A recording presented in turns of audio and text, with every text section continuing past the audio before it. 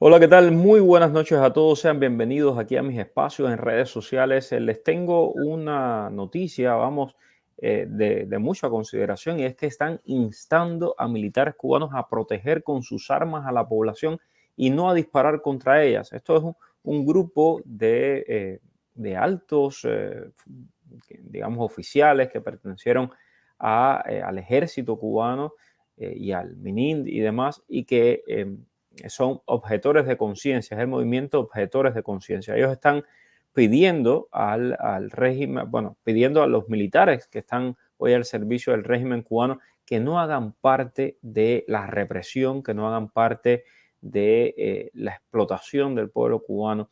Y me acompaña para hablar de este tema el destacado analista Juan Antonio Blanco, quien preside Cuba Siglo XXI, un think tank que, bueno, analiza temas relacionados con la mafia militar cubana y cómo los militares están haciendo un gran negocio de la realidad cubana. ¿Cómo estás, Juan Antonio? Muy bien, Mario. Muchas gracias por la invitación. Siempre es un placer. Cuéntanos, por favor, de qué va esta carta, esta exhortación. Tengo entendido que, bueno, básicamente están hablando de un nuevo amanecer, que hay posibilidades de un nuevo amanecer para Cuba y para que no se inicie de una etapa aún más tenebrosa de la que se conoce hasta el día de hoy. Esto es lo que han dicho estos ex militares y definen al régimen cubano como una dictadura totalitaria, oligarquía mafiosa, parásita, irresponsable que solo defiende sus intereses. Mira, en primer lugar, lo que han venido siguiendo las declaraciones de este grupo, este es un grupo que se constituyó en febrero del año 21 y se constituyó con un grupo de militares de alta graduación, un general, varios coroneles y tenientes coroneles, que estaban exiliados, muchos de ellos después de estar en prisión en Cuba durante bastante tiempo. A raíz del caso Ochoa, ellos criticaron lo que se había hecho con ese caso, exigieron que Raúl y Fidel Castro renunciaran a sus cargos y bueno, fueron a parar a la cárcel.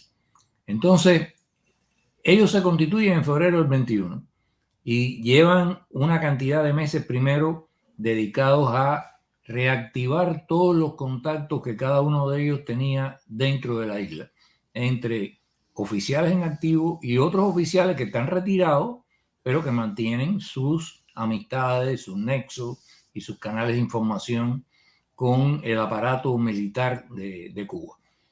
Y han hecho muy pocas declaraciones desde entonces. O sea, han hecho 3 declaraciones, si mal no recuerdo. O sea, no son personas que hacen esto porque les gusta hablar, porque les gusta que les llamar la atención. Figurar. Ujú. Ellos hablan cuando consideran que tienen que hablar. En el caso nuestro, de Cuba Siglo XXI, nosotros tuvimos una relación con ellos incluso antes de que se constituyeran como organización y realmente nos hemos beneficiado mucho de esta cooperación porque muchas de las informaciones, de los análisis que nosotros hemos hecho, que han demostrado ser certeros, han sido basados en información privilegiada, confidencial, que ellos obtuvieron en Cuba. Por ejemplo, cuando nosotros lanzamos Cuba Siglo XXI en enero del año 23, ya nosotros teníamos información de que Putin había enviado un mensaje personal a Raúl Castro con un mensajero privado para pedirle su apoyo en la guerra de Ucrania y que Raúl Castro había accedido. Y es después, en febrero, que empiezan a llegar altos jerarcas del aparato militar y de seguridad ruso a Cuba. Entonces, todo eso nos permitió a nosotros desde un inicio adelantarnos para hacer pronósticos, evaluaciones, etc.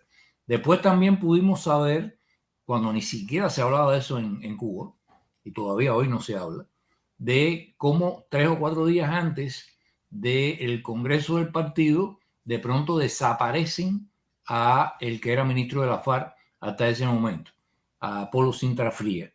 Y el motivo es que este hombre, como ministro de la FARC, y creyéndose que realmente la adhesión nominal de Gaesa a la FARC le daba a él la potestad para tener información real efectiva de esa corporación, le pidió a la contrainteligencia militar que hiciera una investigación y terminó él destituido del buró político, destituido de la FARC, destituido del Comité Central en menos de una semana, lo cual demostró una vez más que tú puedes tener el cargo militar más alto, tener una posición privilegiada política dentro del buró político y del Comité Central, y cuando te enfrentas a la oligarquía te hacen pedazos y te desaparecen. Todavía hoy no se habla de esta persona, ¿no?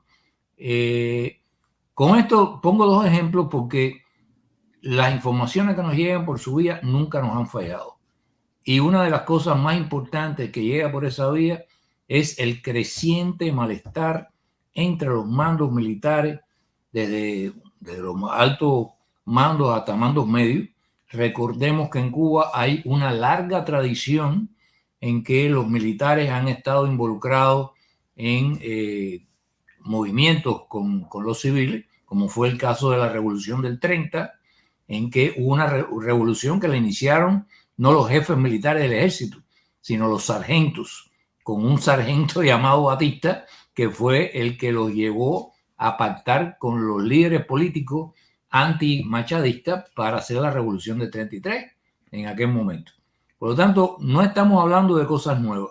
Y lo que sí es nuevo en este documento, y llama poderosamente la atención, es los elementos que contiene.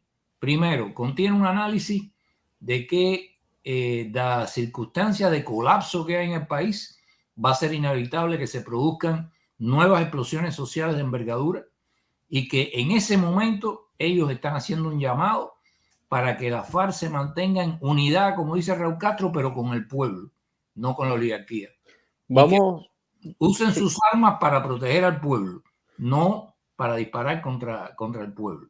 Si te parece, Juan Antonio, vamos a revisar algunos de los acápites, algunos de los puntos esenciales.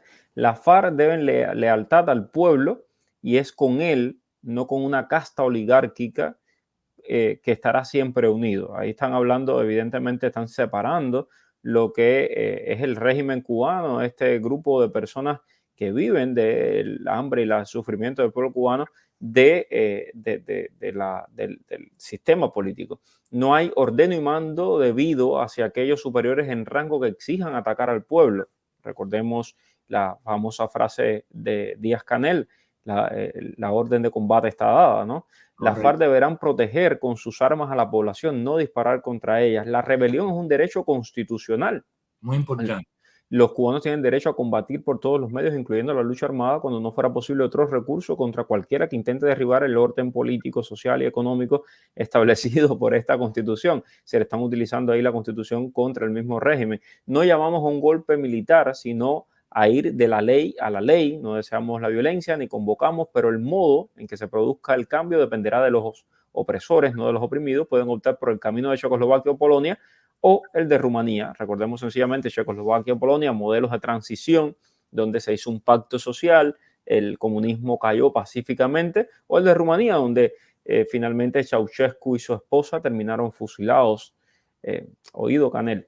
Es legítimo para los militares cubanos y la ciudadanía constituirse en un comité de salvación nacional.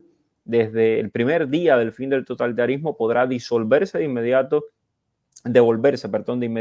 la libertad a los más de 1.000 presos políticos que hay dentro de Cuba, y la liberación del régimen totalitario permitirá desarrollar al país con más modernas tecnologías y así incorporar fácilmente a la sociedad cubana a la nueva era de información del siglo XXI. Y esto es muy importante porque ya se está planificando, ya hay un plan que se está trabajando para la transición. ¿Qué va a pasar el día después que los Castros y su legado nefasto no estén? Ya hay un plan para eso, ya se está trabajando en un plan para eso.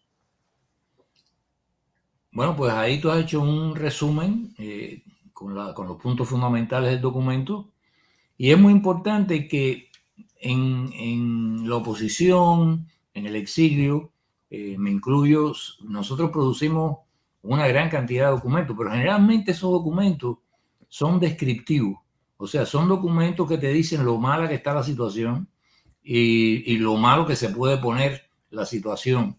Pero no hay una hoja de ruta de cómo se sale de eso. muchas veces se dice, no, cuando caiga el gobierno habrá una constitución y habrá elecciones. Ok, pero ¿cómo salimos del gobierno para poder entonces inmediatamente hacer eso? Y la hoja de ruta que ellos han diseñado, siendo militares que han jurado fidelidad a la Constitución y que están llamando a sus contrapartes en Cuba que han jurado fidelidad a esa Constitución, porque te pueden decir, no, yo no juré fidelidad a Díaz-Canel, pero sí a la Constitución. Es decirle, mire, la Constitución ya la derrocaron este grupo de mafiosos que tienen el control de la economía y que se han apoderado de todo, porque ellos lo dicen ahí, el Partido Comunista no es el que gobierna, no es el gobierno no es el que gobierna, todos esos paisajes, todo eso es tramoya y escenografía, lo que gobiernan son los oligarcas.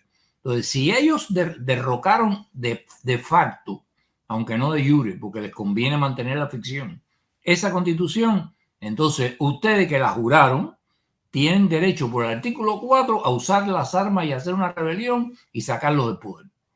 Y a esa rebelión se puede convocar a la ciudadanía y a todo el mundo. Eso no debe ser un golpe de un grupo de militares contra el grupo de gobierno en la actualidad, sino que debe ser un movimiento popular cívico-militar, como fue en el 33, por decir un ejemplo, para sacar estos tipos de poder, pero ya hay una narrativa legitimadora que te dice, esto no es un golpe militar, no queremos que se refieran a lo que proponemos como un golpe militar, porque esto es ir de la ley a la ley. Nosotros estamos utilizando el artículo 4 para acabar de salir de esta gente y volver entonces a plantearnos una nueva constitución, un nuevo sistema de gobierno, elecciones libres, liberar a los presos políticos, resolver el problema de la hambruna, el problema de la salud, etcétera, etcétera.